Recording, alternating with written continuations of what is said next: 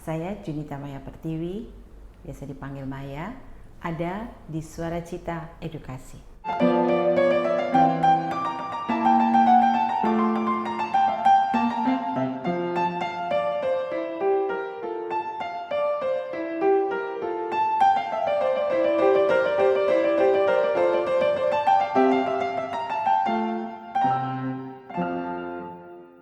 Selamat datang di Suara Cita Edukasi bersama saya Novanda Bolo. Saat ini saya merasa terhormat bisa bersama dengan Prof. Dr.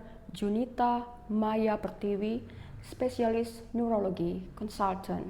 Saat ini beliau merupakan Kepala Bagian Neurologi Fakultas Kedokteran Universitas Samratulangi Manado. Selamat datang di Suara Cita Edukasi, Prof. Terima kasih atas undangannya. Oke, Prof. Pada waktu yang lalu viral sebuah buku dengan judul Broken String yang ditulis oleh Aurelie Moermans yang menyoroti isu penting child grooming. Menurut Anda, apa arti dari child grooming ini? Oke, baik. Secara sederhana, child grooming itu adalah sebuah proses di mana seorang dewasa dia memanipulasi anak untuk kepentingan atau untuk melakukan pelecehan ataupun untuk kepentingan eksploitasi seksual. Oke, baik. Prof, saya ini di sekolah sebagai educator. Saya ingin mengetahui bagaimana cara mengidentifikasi child victim di sekolah. Oke, baik. Sangat terima kasih kalau Nova tertarik mengenai hal ini. Karena memang untuk kita bisa memutuskan benang ini adalah awareness. Karena groomer itu seperti kita ketahui adalah orang-orang yang mungkin kita kenal sehari-hari. Orang yang kita tahu baik-baik saja. Orang yang bahkan kita tahu sopan dan lain sebagainya. Tapi namanya manipulatif. Jadi dia hanya baik tapi tujuannya tidak baik. Gitu. Oke, jadi bagaimana kami bisa mengidentifikasi kalau ada murid yang mengalami seperti itu? Baik, biasanya anak-anak itu selalu ceria. Kenapa? Memorinya belum terlalu banyak yang susah-susah, stres di hidup seperti yang sudah dewasa ya. Jadi mereka itu spontan. Tapi jika ada anak mulai menyendiri atau kemudian dia mulai termenung, berarti ada sesuatu yang dia pikirkan, yang pertentangan antara dirinya mau bilang atau tidak, seperti itu. Bisa saja dia suka bilang, tapi ada ancaman dari si groomer, sehingga dia tidak berani mengatakannya, tidak berani menyampaikan atau mengeluarkan isi hatinya kepada bahkan orang yang dia percaya, misalnya mamanya, kepada kakaknya, atau pada gurunya. Bukan mungkin ya, sebaiknya guru lebih aktif. Jadi melihat satu persatu muridnya. Terlebih yang masih TK, SD, yang memang betul-betul masih gampang sekali untuk diiming-imingi sesuatu, untuk dimanipulasi seperti itu. Baik. Kalau sudah SMP, kadang-kadang mereka juga ada keinginan-keinginan, mereka ingin beli ini dan itu, dan dia di rumah tidak dipenuhi atau orang tuanya tidak memperhatikan. Ya, sebenarnya awalnya itu adalah prevensi dari sekolah dan terutama dari orang tua. Karena kalau kita di rumah biasa dipeluk, dicium sama mama papa kita, orang tua kita, kakak adik kita, relasinya baik, akan terasa berbeda jika kita bertemu dengan si groomer ini. Yang tentu saja pelukannya akan menuju kepada apa yang dia inginkan. Baik. Ciumannya akan menuju kepada apa yang diinginkan seperti pelecehan seksual itu. Oke, baik Prof. Prof, seperti yang Prof katakan tadi bahwa biasanya groomer itu orang terdekat dan orang yang kelihatan baik-baik saja. Pertanyaan saya, bagaimana anak-anak ini bisa membedakan kebaikan yang betul-betul tulus dan seperti yang tadi Prof jelaskan, sentuhan-sentuhan yang tidak pada tempatnya mungkin. Iya. Jadi kalau orang tua kita kalau meluk kan pasti peluknya peluk sayang ya. Kalau kita ketemu dengan orang yang teman kita juga kita peluk sayang. Tapi kalau dia sudah memulai menyentuh ke bagian-bagian yang tidak dibolehkan, Nah, itu juga harus diajarkan oleh orang tua. Jadi pertama-tama sebelum masuk sekolah mungkin sosialisasi dari sekolah, ya. Bisa saja petugas di sekolah, bisa saja guru atau bahkan kakak kelasnya yang seperti itu yang akan memanipulasi dia untuk kepentingannya. Oke, Gitu. baik Prof. Apakah ada tipe khusus Prof, anak yang disasar Oke. oleh groomer ini? Nah, biasanya yang jadi korban kalau kita perhatikan dan dengar juga cerita curhatan orang ya, itu pada umumnya yang menarik ya, terlihat mungkin cantik yang seperti itu, dan juga nurut, jadi kayak gampang diajak ngomong, diajak bicara begitu, atau juga yang kelihatannya kesepian seperti itu. Jadi memang groomer ini tahu mana yang kira-kira bisa menjadi korban. Namanya korban kan seringkali lengah, gitu ya. Jadi sebaiknya dari keluarga, orang tua sudah mengajarkan. Kalau nanti dipegang gini gimana, kalau diapain gini gimana, gitu. Dan selalu diajarkan untuk menolak. Jika menolak masih dilakukan, itu sudah red flag, sudah bahaya, gitu. Oke, baik. Jangan masih nggak enak gitu kan. Ya, jadi memang harus diajarkan dari rumah dan juga ditekankan kembali di sekolah. Begitu. Oke, baik Prof. Jadi anak ini harus diajarkan untuk berani mengatakan tidak ya. Iya. Prof, saya membaca di sini ada beberapa sistem saraf dan otak yang rusak ya. Dampak dari child grooming ini, penyusutan hippocampus, hiperaktivitas amigdala, kerusakan korteks prefrontal, dan lain-lain. Apakah anak-anak ini, child victim ini bisa sembuh secara total dengan natural atau harus ketemu dengan ahli seperti Anda? Oke, baik. Terima kasih. Jadi tadi sudah disebutkan yang lokasi-lokasi di otak. Hipokampus itu untuk terutama new learning ability, kemampuan untuk menerima memori baru. Jadi kalau dia tiap kali intimidasi dengan tidak boleh lapor, ini hal orang anak-anak tidak diketahui orang dewasa, lalu kamu udah jangan sama orang lain, saya saja misalnya gurunya, atau saya saja pelatihnya, atau saya saja ini, dan dia seakan-akan dia paling berjasa. Jadi itu memori itu yang akan berulang-ulang. Memori baru tidak bisa masuk, tidak diberikan memori baru lagi. Akhirnya hipokampus itu tidak bekerja kan, karena bekerjanya adalah untuk menerima memori baru. Dan ini cikal bakal untuk kerusakan otak yang lebih besar. Kalau kita ketahui kalau di demensia itu awalnya mulai dari kerusakan di hipokampus ini untuk new learning ability, dan makin lama akhirnya semua terganggu begitu. Dan kemudian yang kedua, amigdala. Amigdala itu adalah kapten dari ketakutan. Jadi amigdala akan makin membesar, makin dia di dalam ketakutan. Sehingga dia dibentuk seperti dipagari sesuatu yang kalau di luar itu tidak baik, tidak benar. Jadi dengan sendirinya juga dia mau melapor gimana gitu, saya ketakutan nanti jadi gini, katanya nanti gini kan, nggak boleh lapor mama, nggak boleh lapor siapa-siapa gitu.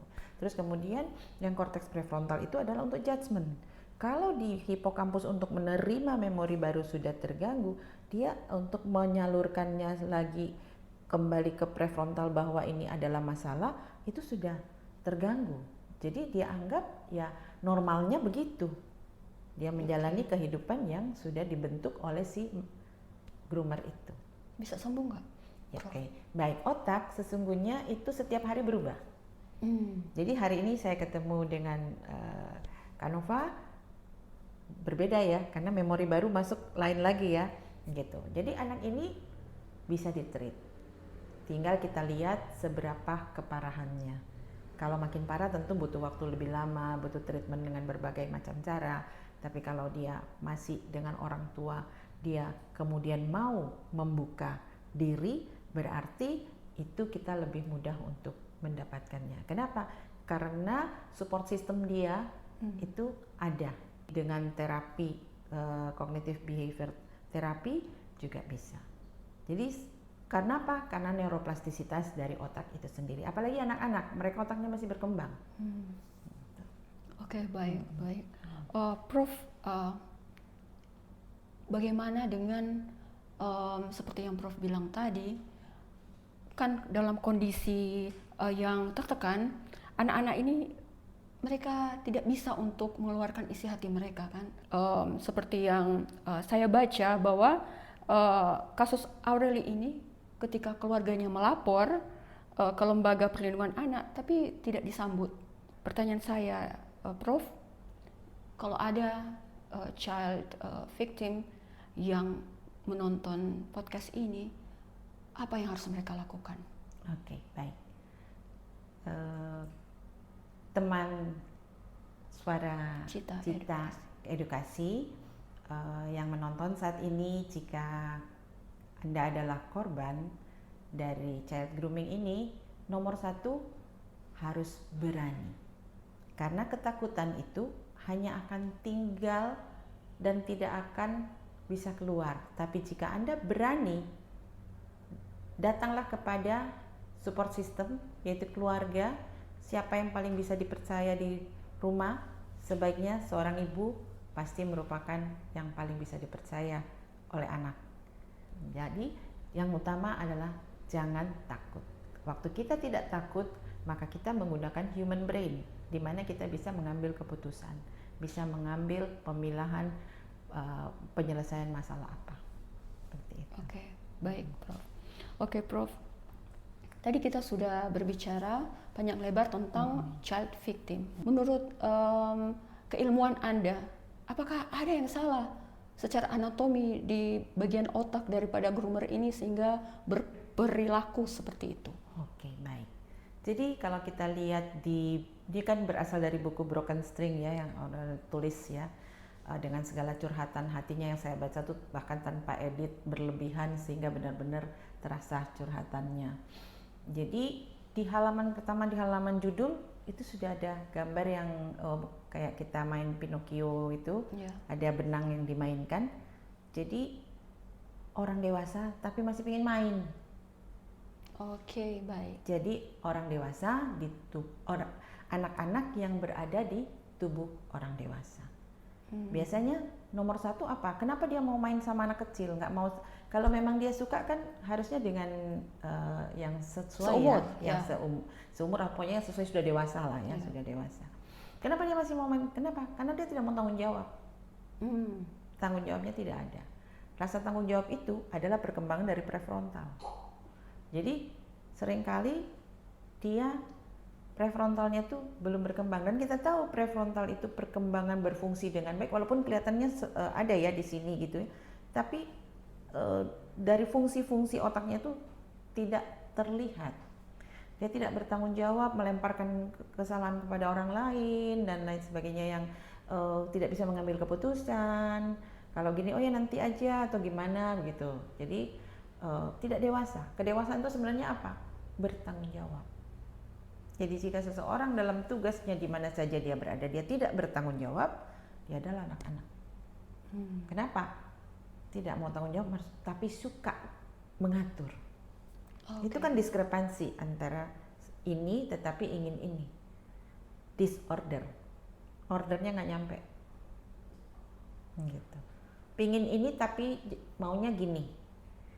Saya pesan es kacang tapi datangnya es durian. Jadi nggak nyaman dia. Gitu. Jadi memang berawal dari adanya gangguan di otak, yang mana dulu-dulu orang berpikir kalau gangguan otak itu harus seperti stroke, epilepsi yang ada jelas-jelas lokasinya.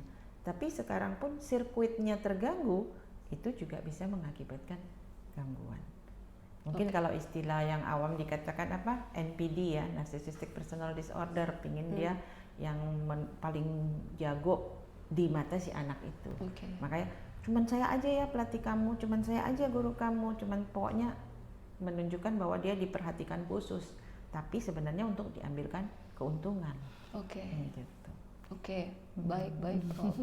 Sangat. Kalau sehari-hari tampilan mungkin santai aja, biasa aja, nggak ada orang tahu, tapi kita bisa lihat dari perilakunya. Baik. Mungkin groomer ini adalah orang yang berkarisma. Ya bisa jadi. Ya, sangat. Punya jabatan tetapi atau secara rohani mungkin ya. Itu segala tameng yang paling indah. Baik. baik. Jadi orang tua namun harus kematangan tidak ada. Jadi be masih aware. iya. Ya. Oke, baik. Apakah kalau di treat groomer ini bisa sembuh tidak? Oke.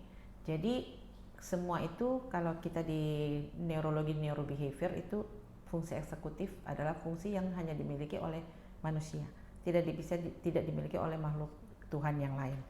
Fungsi eksekutif itu adalah yang membuat kita menjadi yang disebut makhluk mulia itu. Jadi kalau niatannya tidak baik, itu memang kita butuh waktu, butuh usaha yang harus kita perbaiki. Karena dari fungsi eksekutif itu terutama nomor 1 volition.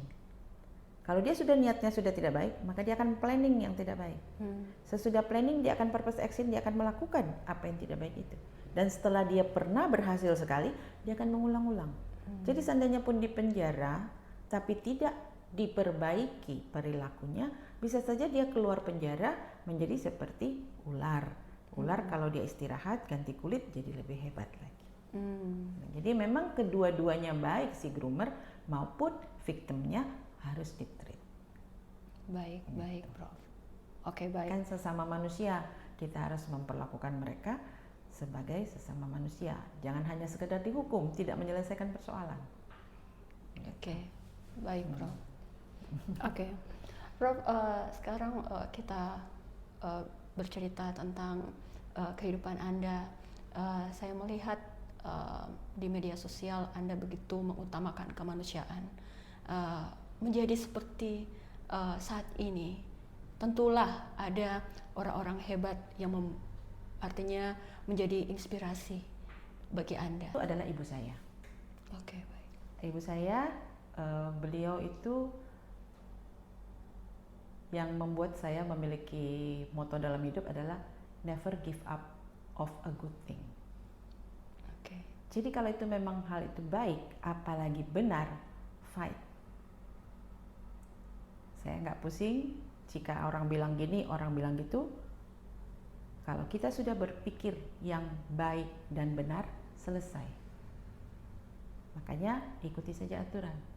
Kalau ada yang aneh-aneh segala macam, kalau kita ikuti aturan, ya dengan sendirinya. Garbage will flow out. Oke. Gitu. Oke. Baik, Prof. Prof, jika Anda saat ini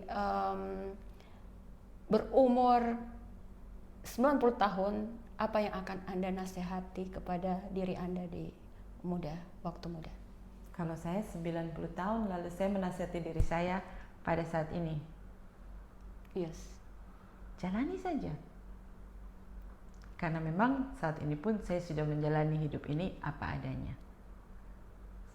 Di sini juga kalau saya memimpin, saya selalu katakan no drama. Oke, baik. Karena apa? Karena drama itu kita pernah nonton film Inside Out, ya. Kalau kita yang paling saya tekankan dua hal yang merusak otak. Orang Manado bilang baterek. Baterek itu apa ya? Kerjain orang kayak gitu ya. Dan maraju. Maraju itu merajuk, ngambek. Dua itu. Kenapa? Kalau merajuk, kita memangkas sinaps otak, kita memangkas jembatan-jembatan sambungan saraf di otak. Udah ya, saya nggak mau. Ya syukur kalau ada orang mau pusing sama kita. Kalau enggak, sakit sendiri kan. Terus kemudian kedua, baterek itu, ya, dia menciptakan memori yang hanya temporary kan ya kamu jelek gitu, padahal kan enggak. Terus habis itu kan nggak kepake. Dia nggak sadar bahwa itu sudah terlanjur terbentuk jembatan-jembatan sarafnya. Tetapi kemudian tidak dipakai. Jembatan kalau kita buat lalu tidak dipakai, dia lapuk. Dan itu nyampah di otak. Nah itulah nanti cikal bakal kemudian menjadi demensia. Oke. Begitu. Baik. Oke, terakhir, Prof. Apa yang masih ingin Anda raih? Apa ya yang mau diraih semua sudah ada. Oke, baik. Tinggal bagaimana saya justru membagikan. Oke. Saya tinggal membagikan apa yang saya miliki, bahkan mungkin saya tidak miliki, tetapi bisa saya bantu untuk menjembataninya, itu juga kalau bisa saya lakukan. Itu saja. Hidup menjadi berkat bagi orang. Hidup menjadi berkat. Kenapa? Karena sudah sangat terberkati. Amin. Terima kasih Prof. Terima kasih. Atas Sangat kesempatan yang luar biasa. senang ini. sekali untuk acara ini. Terima kasih buat sahabat Suara Cita Edukasi.